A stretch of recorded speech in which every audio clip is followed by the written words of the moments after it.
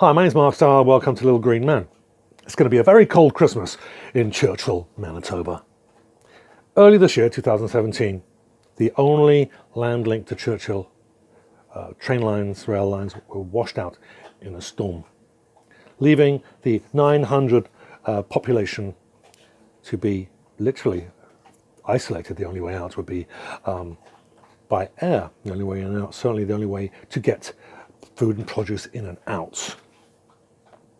Now, the reason for this is that OmniTRAX, the company that won the contract to maintain that line, got $20 million from the federal government to repair the lines as it was then, are now walking away from that commitment because it's washed out, claiming it will cost them $40 to $60 million to repair, even though most other estimates are saying closer to 20. Now, they're walking away and they don't care. It was nothing about it had nothing to do with the community anyway. It was just a business venture. They are not losing. They're not making any money at all. Kate and I did an earlier on this as well, so you can get a little bit more background on my thoughts on that. Video should be coming up soon. I think it's above my head. So check out that video. But the effects on Churchill, how is this affecting Churchill, Manitoba? I'm going to give you some kind of a clue on how bad it is. A 4-litre jug of milk here in Winnipeg, I just checked it online, just to make sure I got it absolutely right, it was $4.40, I think it was 45 cents. Didn't get them exact, so I didn't write that down. But it's $4.50. In Churchill, Manitoba, it's $12 for a 4-litre jug of milk. $12. A banana, a lovely banana, which costs here in Winnipeg, you can pick one up at Superstore. Check their website for about 70 cents a single banana. You might be able to get it cheaper. One single banana in Churchill right now costs $7. So I guess that the odds are good that most children in Churchill are not going to get their full allotment of potassium in the coming months, which is not necessarily a good thing at all. Now, it's becoming so expensive to buy food at stores that many local families apparently are actually going to the local hospital cafeteria 2 or 3 times a week because just buying food in the store is just too expensive. Now, there is a stopgap measure that might get them through the winter, and that is winter roads. Now, winter roads, for those of you who are not Canadian, are really just wait till the waterways, the lakes and the rivers freeze, and then level a road, and that's your road. I mean, just level the ice. So these winter roads, and it takes a lot of money to clear that and maintain those. And we've got 3 local institutions, 2 of them businesses for sure. Local private businesses have stepped up to set that up and get that moving. So Polar Industries and Remote Area Services and the Fox Lake Cree Nation as well. They're using their own money, but they're desperately hoping for provincial or federal government help. But honestly, it doesn't seem like that's going to come at all, which is sad and depressing. Now, the reason I think that OmniTRAX doesn't want in is that sure, you invest a little bit of money, you can get some money back. But there's a reason, I think, why they don't want back in. This is their good excuse to leave. Is that I'm sure profits have been falling. Actually, an article in iPolitics that I stumbled across while I was just doing a bit of research for some more background on this was the notice said that federal government's decision to end Canadian Wheat Board's monopoly on Western wheat and barley in 2012 drastically cut grain shipments along the rail line and through the ports of Churchill. It said that the open market allowed producers to use southern rail lines and Canadian-owned ports. So you get that. So profits are obviously down because people were shipping their grain along a different line, not using OmniTRAX services. So they're obviously losing money. And this is part of the reason that, this is one of their beefs, is that, hey, you government, you screwed us. But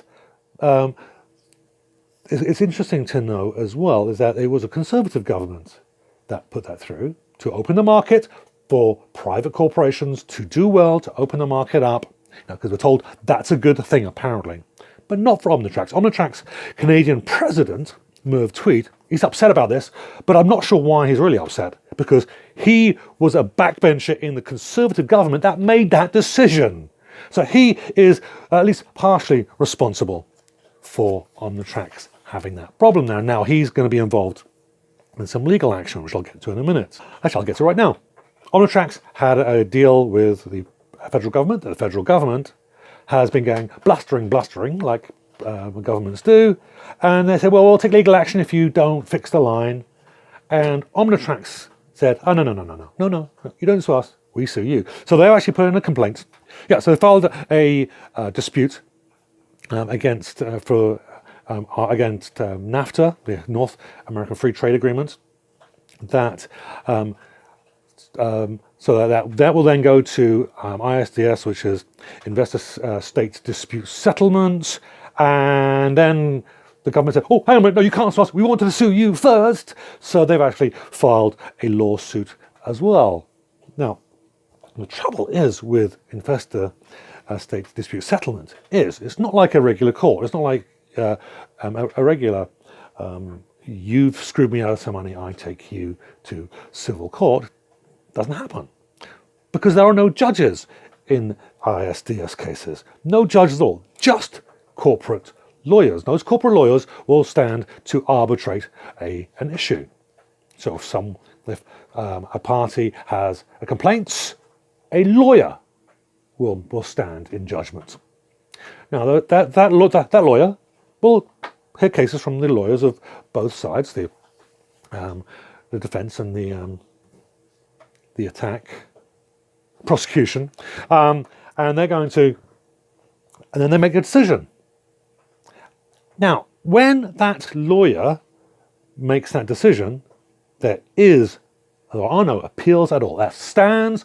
You cannot come back and say, hang on a minute, you didn't consider, and there's no higher court. That's the only court there is. Now, the problem here is that these corporate lawyers that are standing in judgment are actually, they are now, or they are likely to be in future, or have been in the past, employees of the corporations that they're supposed to be a fair judge on, and they're supposed to be arbitrating.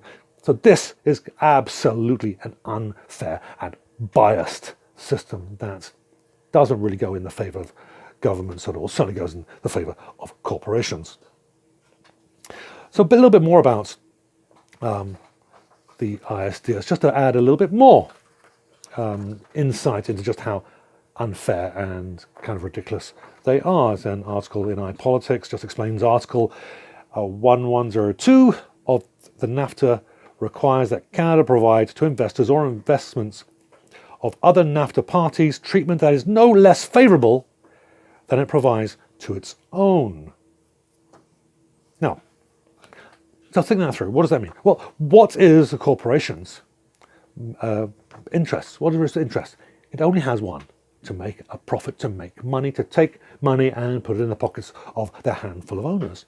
Now, the government, theoretically at least, is arguing for the citizens of the country that have been wronged. So this is really just an argument that corporate profits are to be treated the same as and no less than the needs of human beings. How incredibly disgusting is that? I mean, come on, this is ridiculous. Now, a little bit of history is that Canada hasn't had much success at all. Almost 50% of all of the ISDS disputes, and there's been about 89, give or take, have been filed against Canada. Now, whether they win or lose, and then Canada has had to pay out hundreds of millions of dollars in settlements when they lose, but when they win, they also have to pay, cost them millions and millions of dollars just to defend it. So the only people that really win are the lawyers. Certainly, the people of Canada have to pay that bill to corporations anyway. This is insanity. Okay, so with all that in mind, so where does that actually leave Churchill? Let's get back on track here. Well, in some respects, I guess you could say the federal government is fighting for them. It seems not that. Why didn't they put the lawsuit before the corporation put in the lawsuit? Why didn't they be a bit more proactive, a little bit more aggressive? But okay, well, it's something, I suppose. So we'll see what happens there. But the trouble is that lawsuits can take years and years to be settled. If it gets settled at all. And all this time, Churchill the cost of food in Churchill is going to go up and up and up, and standard living will have no other way but to go down. Now, the truth of the matter is that Brian Pallister and his ironically named progressive Conservative government has made no effort at all to help. What he actually says is, the quotes here from Global News article in the description, Pallister says the province won't fund repairs because rail service is federal responsibility. But the province is willing to spend money on economic development, social services and other infrastructure work. I'm not talking about infringing on areas of federal responsibility. He won't talk about that. He refuses. So here we go, isn't it? This is the way of, he's not going to act until the federal government's act, and the chances are the federal government's not going to act at all until that case is settled, or at least there's some headway in it. So, and I think let's all join Brian Pallister in washing our hands of Churchill. That fell on the floor. This is ridiculous. It's a ridiculous that taking absolutely no stance at all. So now there have been a few people that have come up with some food drives, and there's a good story in there as well. Which again, if I can have the time and to do that, I'll try and get one of those out this week maybe. Doing food drives to send food to Churchill. So hopefully the Christmas spirit, as usual, is really strong here in Winnipeg. People caring for other people, at least during the Christmas season. So kudos to everybody that's taken part and organising those and taking part in those. But what are we going to do in Churchill once that spirit, Christmas spirit, is gone? Well, what is really likely to happen now that the desperately isolated community of Churchill is going into winter? You know, and certainly once they come out of winter, when the ice road is gone, what are they going to do? This can only get worse. But one thing is for sure, OmniTRAX will continue to turn a profit. Trudeau is just going to sit on his hands and wait for the courts to act. And Brian Pallister will just wait for Trudeau.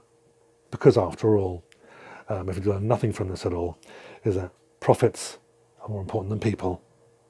And ideology is more important than human beings. Little green man. This is the back door to the Manitoba legislature. Now, if you hit the subscribe button now, hit the notification bell, then you won't be surprised when they try to stick something up your back door.